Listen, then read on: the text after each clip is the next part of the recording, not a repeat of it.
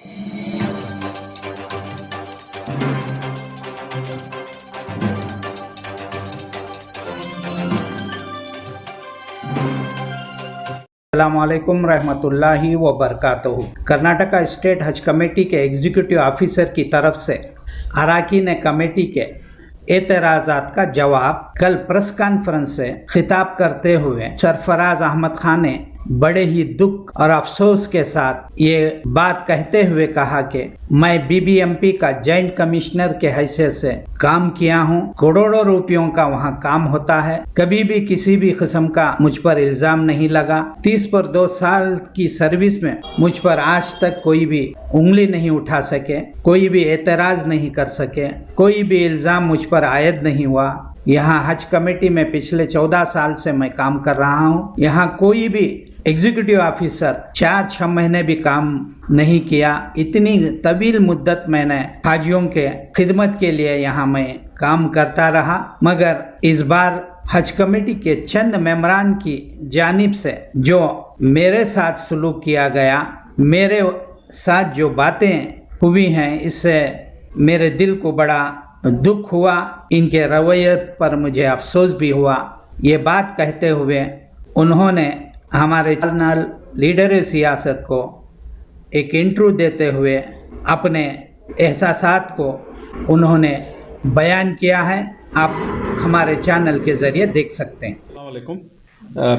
ये press meet जो है हम लोगों ने चेयरमैन साहब ने इसलिए बुलाई है कि कुछ मेंबरान जो हैं हज कमेटी के ऑफिसर्स को, चेयरमैन को गलत इन्फॉर्मेशन देके बदनाम कर रहे हैं, वो भी छोटे छोटे अमाउंट्स के लिए पेपर में डलवाना। ये बहुत ही मतलब मैं यहाँ पर 7 साल से ईओ का काम कर रहा हूँ। अगर आप पीछे देखेंगे तो कोई ईओ 2 महीने के ऊपर यहाँ नहीं काम किया, किसी को इंटरेस्ट नहीं था काम करने के लिए। ये अल्लाह का काम है। दो मेरा स्केल बहुत सीनियर है, फिर भी मैं एग्जीक्यूटिव ऑफिसर का काम इसलिए कर रहा हूँ कि हाजियों की खिदमत है। अल्लाह मेरे हाथ से हुई खिदमत ले रहा है, हम लोग काम कर रहे हैं। इसमें जो है 1-2-3 मेंबर्स का जो है हमेशा पहले दिन से ही प्रॉब्लम रहा है, और इसके बारे में मैंने गवर्नमेंट को रिपोर्ट भी किया है। कब 1 साल के पहले ही रिपोर्ट किया है। जो कमेटी में जो है मेंबर का रिस्पॉन्सिबिलिटी क्या है कि जब चेयरमैन मीटिंग बुलाते हैं तो मेंबर आके अपनी सलाह देके जाना है, बस इतना ही है। और आने जाने के लिए जो उनका टीएडीए है हम लोग उनको देते हैं। इसके अलावा इनका कोई मतलब हज कमेटी में कोई रोल नहीं है। लास्ट हज कमेटी के मीटिंग में क्या हुआ, ये कोविड के जो बेंगलोर में ऑपरेशंस चले, तो मैंने सारा तो बीबीएमपी से हैंडल किया गया था। तो मैंने कहा कि भाई आप भी एक बार वो सब मेंबर जानना चाहते कि क्या क्या हुआ हज कमेटी में, पहले क्या क्या हुआ। तो हमने रिपोर्ट दिया, किसने दे दिया हज कमेटी का इसमें। उन्होंने कहा अरे भाई गवर्नमेंट का ऑर्डर है, तो ये गवर्नमेंट की बिल्डिंग है तो देना ही पड़ेगा इसको। हमने दिए। तो उसमें भी थोड़ा मीटिंग में बहस हुई वगैरह। वो फाइनेंस का वो मतलब फाइनेंस हमारे हाथ में ही नहीं, सब बीबीएमपी कर रहा है। उनके ऑफिसर्स हैं जो जॉइंट कमिश्नर यलहंक का थे, वो नोडल ऑफिसर थे, वो उन लोगों को कर रहे हैं, वो लोग का हिसाब है। तो फिर भी मैंने कहा कि अगर कोई और आपको ये है तो एक इंटरनल एडवाइजरी कमेटी एक बनाओ फाइनेंस मैटर देखने के लिए। तो मैंने सोचा कि खुसरो कुरैशी साहब उम्र में बड़े हैं, क्या कहते हैं, उनको एक्सपीरियंस में बड़े हैं।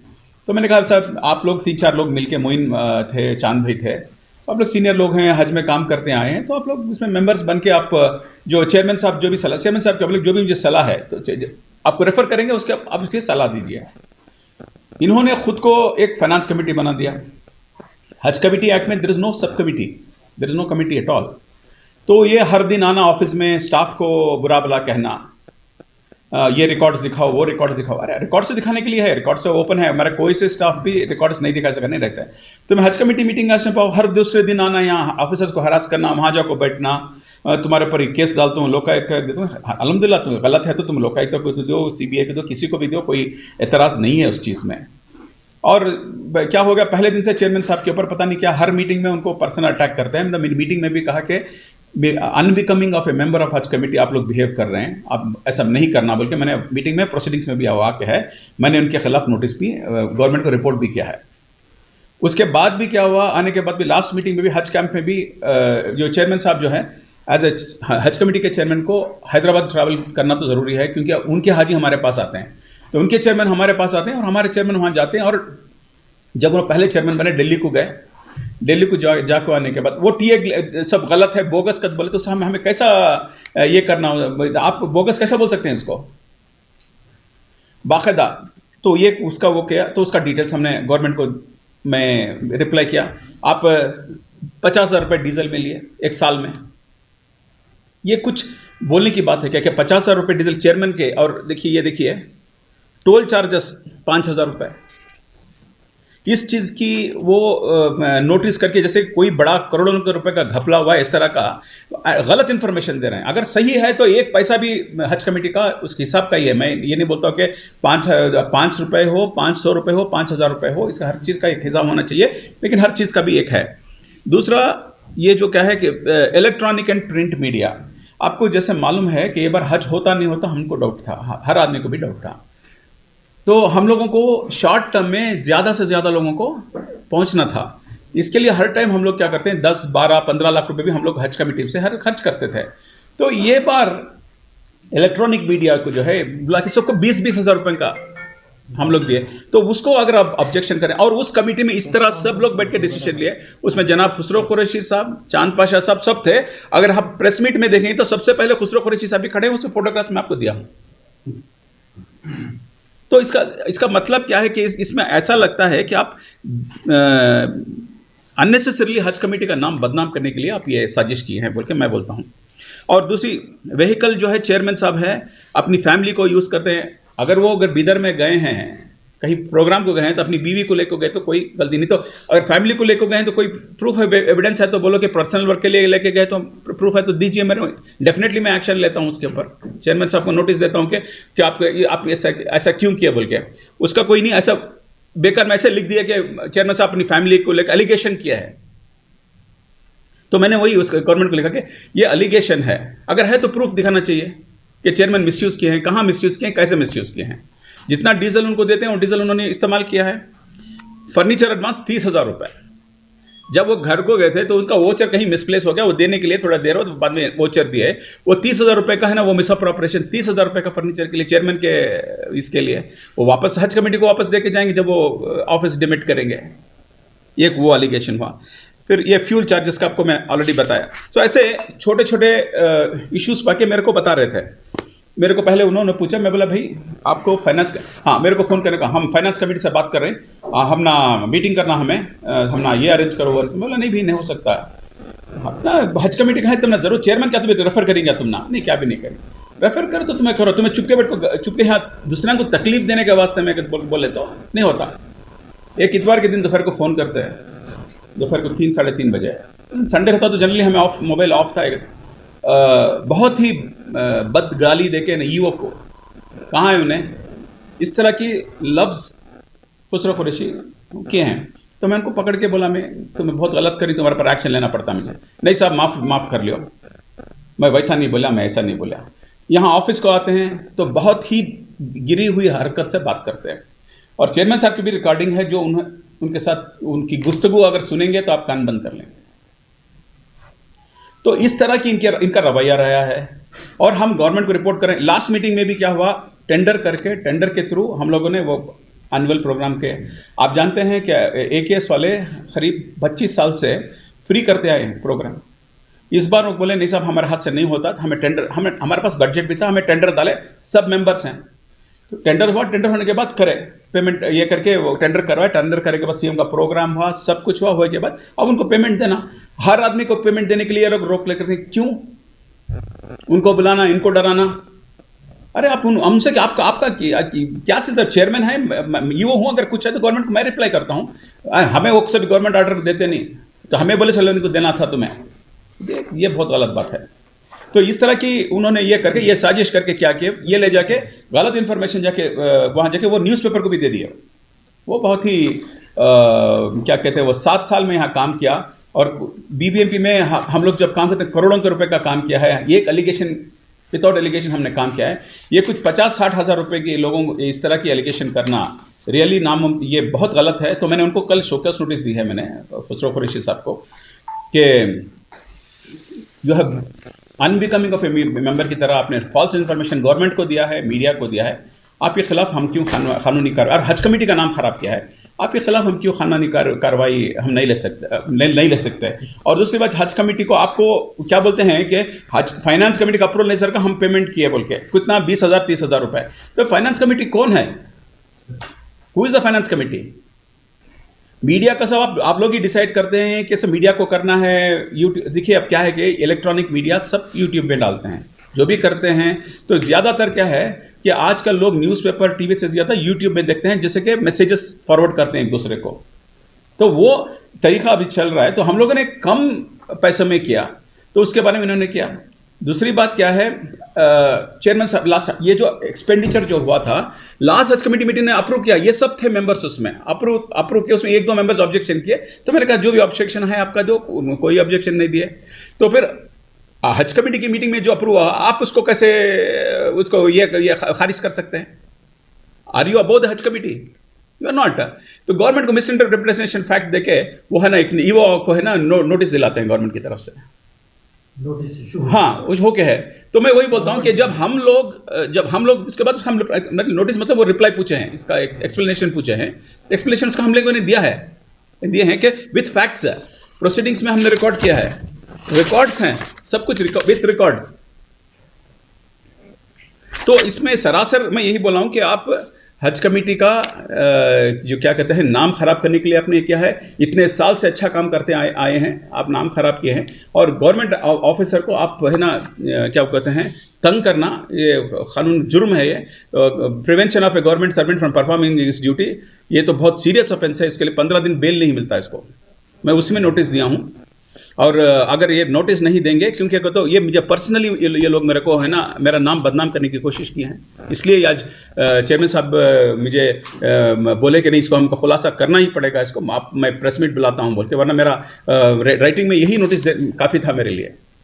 तो बीइंग ऑफिशियल आप Yes. कार्रवाई करेंगे क्या इनके खिलाफ? ज़रूर रिप्लाई नहीं करेंगे तो बाकायदा करेंगे, कानूनी कार्रवाई करेंगे, क्योंकि एक फॉल्स इन्फॉर्मेशन देना ही बहुत गलत बात है ना। तो इसके अलावा हज कमेटी का आप जानते हैं कि मेंबर्स भी, जैसे चेयरमैन साहब बता रहे थे, सारे मेंबर्स को जो है एलिजिबिलिटी ओनली फॉर मीटिंग्स है। इमरजेंसी जब हज कैंप जो हुआ शॉर्ट पीरियड में हुआ, तो क्या है हमको कैंप दूसरी जगह पहले क्या करते थे 2 या 3 एम्बार्केशन पॉइंट में करते थे, क्योंकि अभी बहुत एम्बार्केशन पॉइंट अब सिर्फ बेंगलोर में हुआ और सब लोगों को ट्रेनिंग करना था, सब डिस्ट्रिक्ट हेडक्वार्टर्स में। तो हमने टीम्स बना के उनको हम लोगों ने जवाबदारी देके भेजे कि भाई टीए हम लोग देंगे। अगर टीए अगर है तो गवर्नमेंट से अप्रूवल लेंगे, उसमें कोई बड़ी बात नहीं है। अगर कोई एक्सेस पेमेंट है तो चेयरमैन साहब जैसे कहा कि एक्सीडेंट जो हुआ था मैं देने के लिए प्रोसीडिंग्स में आ गया है कि मैं उसकी चेक दे दूंगा, तो चेक भी दे दिया वो एक्सीडेंट का जो पर्सनल हज कमेटी का पैसा दिया है। इसके अलावा भी आप ये छोटे छोटे मैटर्स ले जाके गवर्नमेंट को, जब हम यहाँ पर बैठ के आपको प्रॉब्लम सॉल्व कर रहे हैं हर दिन। अच्छा, ये एक मेंबर मेरे को 3:30 बजे सुबह मैसेज करते हैं, ये क्या हुआ, चेयरमैन साहब कलकत्ता किसी मिनिस्टर के बेटी के प्रोग्राम, शादी के प्रोग्राम में जाने वाले थे, तो हमारे नोडल ऑफिसर एक टूर प्रोग्राम इशू करे। Tour program is only for protocol purpose, जैसे जाते हैं, ये स्टेट चेयरमैन है तो प्रोटोकॉल पर्पस के लिए हम लोग मिनिस्टर के प्राइवेट सेक्रेटरी हैं, जब प्राइवेट विजिट को जाते हैं एक टीए वो गलत है वो बोल के उसमें नोटिस दिलाए फिर मेरे को। तो मैं बोलता हूं कि अगर टूर प्रोग्राम जो है नोडल ऑफिसर इशू किए हैं, तो उसमें तो वो एक मेंबर मेरे को सुबह 3:30 बजे मैसेज करते हैं कि आपने ऐसा tour program nodal officer issue किया है, ये सही है क्या? इतनी मैं पूछा कि इतनी अर्जेंट सुबह 3:30 बजे इंफॉर्मेशन लेने की ये बात क्या है एक टूर प्रोग्राम की? उन्होंने कहा कि पर्सनल प्रोग्राम में हम लोग जा रहे हैं और उसका पर्सनल पेमेंट मैं देने के लिए मैं दे रहा हूँ, वो खुद की टिकट लेके गए वो। तो खाली प्रोटोकॉल पर्पस के लिए हम लोगों ने उधर लिखा कि स्टेट चेयरमैन है, लैंग्वेज का प्रॉब्लम होता वो होता, अगर कुछ नहीं तो भी पुलिस को लेके सपोर्ट लेके सिक्योरिटी लेते, पर इसके पर्पस के लिए ही लेते हैं और कुछ नहीं है प्रोटोकॉल पर्पस। अगर वो भी गलत है उसके लिए भी हम आप जाके उधर नोटिस हमको दिलाते हैं वो मिस रिप्रेजेंट करके फैक्ट्स, तो हम लोग कहाँ जा रहे हैं? जैसे आप बता रहे थे हज कमेटी में इतने साल से कभी भी मतलब ऐसा मसला ऐसा नहीं था, सिर्फ एक चंद मेंबरों की तरफ से ये परेशानी हो रही है। आपने नोटिस एक मेंबर के खिलाफ जारी किया है, कितने मेंबर? नहीं, 2 मेंबर्स के ऑलरेडी मैंने रिपोर्ट कर दिया है गवर्नमेंट को। कौन सा? किसका है? मोइनुद्दीन चांद पाशा का ऑलरेडी मैंने नोटिस कर दिया है, और ये खुसरो खुरी साहब को दिया हूँ मैं नोटिस है। 3 2 ही लोग जी 3 लोग 3 खुसरो कुरैशी को मैं कल दिया हूँ। मोइन चांद का पहले गवर्नमेंट को दिया, सो वो हो गया है, वो 7-8 महीने हो गया। और इनका जो बिहेवियर जो बदतमीजी से पेश आ रहे थे, वो प्रोसीडिंग्स में भी मैंने रिकॉर्ड किया है, सारे मेंबर्स रिकॉर्ड किए हैं। वो मीटिंग में उठ के चिल्लाना करना, छोटे छोटे चीज़ों के लिए कमेटी से एक्सपेल करने का क्या तो प्रोविजन है क्या? है ना, है 100% है। देखिए Under that section only I have given. See, if you behave unbecoming of a Hajj committee member, then you are liable to be terminated. कौन एक्सेल कौन है? गवर्नमेंट। सो ये हमने ऑनरेबल मिनिस्टर की निगाह में भी मैंने पर्सनल मिलके लाया है। मैं सेक्रेटरी साहब से भी पर्सनली जब मिला, उनसे कहा कि ये बेकार में आपको गुमराह कर रहे हैं, ये रॉन्ग इन्फॉर्मेशन देके हम लोगों के खिलाफ ये कर रहे हैं। तो पता नहीं क्या खुसरो कुरैशी साहब का मकसद है कि हज कमेटी को बदनाम करें। आप देखेंगे तो डायरेक्टली कि मिसअप्रोप्रिएशन, तो हेडलाइंस में देखा कि चेयरमैन एंड ईओ मिसअप्रोप्रिएशन बोल के हेडलाइंस में आया है। कितने मेरे कोलीग्स जो है, कोलीग ऑफिसर्स बोल रहे हैं कि तुम्हें इतने 30 पर 2 साल मैंने कभी भी नोटिस नहीं लिया। और हज कमेटी का काम विदाउट सिंगल रेम्यूनरेशन काम कर रहा हूं मैं यहाँ। I have not taken a single पैसा फ्रॉम हज कमेटी। तब मेरे को आप सोचिए कि कितनी तकलीफ होगी कि हम अच्छे के लिए, मैं बुला के इनको रिस्पॉन्सिबिलिटी दिया हूं कि आप सो दैट आप गलत इसमें ना जाएं, बल्कि कमेटी में। और मैं अगर आपको बताऊं तो वो जो हवाई जहाज़ जब गए तो वहाँ पर भी इतनी बदतमीज़ी से पेश आए उधर, मैं क्या बोलूँ। जो हाँ वो अगर वो अल्फाज जो बाइक लेके उधर जो चला, हम क्योंकि हज कमेटी का नाम खराब होता तब बोल के ऐसा पर्सनल झगड़ा लोगों के साथ, यही लोग। फिर भी बोलता हूँ, चांद पाशा साहब जो हैं अगर बोलेंगे तो वो समझ जाते हैं, वो आते हैं साहब ये कैसा है, ये कैसा है, समझे। ये जो चला, ये अजीम साहब को पता लग कि अजीम साहब भी आके इनको नोटिस दिए हैं माइनॉरिटी कमीशन से, वो भी नोटिस देके पूछिए उनसे माइनॉरिटी कमीशन। और उन्होंने चेयरमैन साहब ने कहा कि आप मुझे भी एक ये नोटिस दीजिए, मैं भी कानूनी कार्रवाई करता हूँ बोल के। क्योंकि एक इंस्टीट्यूशन का नाम बदनाम करना, ये कितने साल से बना हुआ इंस्टीट्यूशन है। और आप सोचिए कि लोगों में हमारे कौम के बारे में क्या मैसेज जाएगा इस चीज़ से। मैं ऑफ द रिकॉर्ड बोलना चाहता हूँ, हज कैंप 2022 का स्टार्ट हुआ। इमीडिएटली ईओ साहब रात दिन मेहनत करके बीबीएमपी से बिल्डिंग खाली करा के इमीडिएटली पूरा जो है बिल्डिंग को रिपेयर कराया। पूरे डोर्स ख़राब हो गए थे, वॉशरूम्स ख़राब हो गए थे। उसके बावजूद भी रात दिन मेहनत करके हमारा स्टाफ वगैरह बिल्डिंग रेडी करा के काम करे। दूसरा, जितना शॉर्ट टाइम में हमारा जो हज्जियों का जो टारगेट आया, उसके बाद भी हम लोग पूरे डिवीज़न में जाके रात दिन मेहनत करके ट्रेनिंग प्रोग्राम करें, वैक्सीनेशन करें, ठीक है। उसके बाद जब इनाग्रेशन था, मैं कैसा किया हूँ प्रोग्राम के लिए, सीएम साहब को क्या भी करना बुलाना, वो लोग के दिल में नहीं था। सीएम साहब कैसा थे, क्या है, बद पीछे जैसा हमारे एग्जीक्यूटिव ऑफिसर साहब बोले, वो लैंग्वेज थे उनके। फिर भी हम कोशिश करके सीएम साहब को बुलाए, पूरे मुसलमानों में एक अच्छा मैसेज गया। आप सलाम करें हाजियों से, उन्होंने दुआ करे, रिक्वेस्ट किए कि हमारे मुल्क के लिए, हमारे कर्नाटक के लिए आप दुआ कीजिए कि अमन और शांति रहे। ये एक हुआ। उसके बाद में जो हमारे काम हुए, अच्छा, और एक ख़ास बात ये देखिए, हर वक्त हम लोग खाना खिलाने के लिए जो भी टेंडर करके पेमेंट देते, अब कि हमारे दोस्त फ्री में खाना खिलाए। मैं समझता हूँ 40-50 लाख का खाना था, 1 रुपया नहीं लिए। हमारे प्रेस्टीज ग्रुप का मेंटेनेंस का बिल था 1 साल का 40 लाख रुपए। मैं बीएम फारूक साहब को फ़ोन करके बोला फारूक साहब, कोविड हो गया सो है, हमारे हज कमेटी में आपका एक बिल है 40 लाख का ड्यू मेंटेनेंस का। ठीक है चेयरमैन साहब, मैं बोलता हूँ, बोले 15 मिनट में फ़ोन करें, नो ड्यू दियो, नो, पूरे 40 लाख छोड़ दिए। भी सब पैसे बचाए हम लोग भाई। हज कैंप में मैं बैठ के, मेरा दोस्त 60 लाख का खाना फ्री में खिलाया, 1 रुपये रिकॉर्ड नहीं है। टेंडर दिए तो टेंडर का 50-60-70 लाख बिल होता था, 1 रुपया बिल नहीं लिया खाना खिलाए वाले साहब। दूसरे साहब मेंटेनेंस का इरफान रजा साहब 40 लाख रुपए छोड़ दिए, जबकि 40 लाख रुपए का चेक लिखे थे वो। ये कौन बचाए हज कमेटी को? गवर्नमेंट को बचाए, हज कमेटी को पैसा बचाए नहीं। लगभग 1.5 करोड़ रुपए पैसा बचाए। चांद पाशा को हम जिम्मेदारी दिए बाथरूम वाशरूम की, पूरा पेमेंट उठाया उन्होंने, दीवार का, पानी का, वो साफ़ करने वाली वाशरूम का, मेदर रहने का, सब उठाए। लेकिन प्रॉब्लम रखने का रखे, खुद ही प्रॉब्लम करे, खुद ही फोटो डाल के भिजाए। जबकि हम टीम बनाएं, भाई फूड की तरफ ये मेंबर रहेगा, वॉशरूम की तरफ ये रहेगा, ट्रांसपोर्टिंग की तरफ ये रहेगा, हमारे बोर्डिंग, हम लोग पूरा टीम बनाने के बावजूद भी वो जो है प्रॉब्लम आया वॉश बेसिन का, जो वॉशरूम्स का।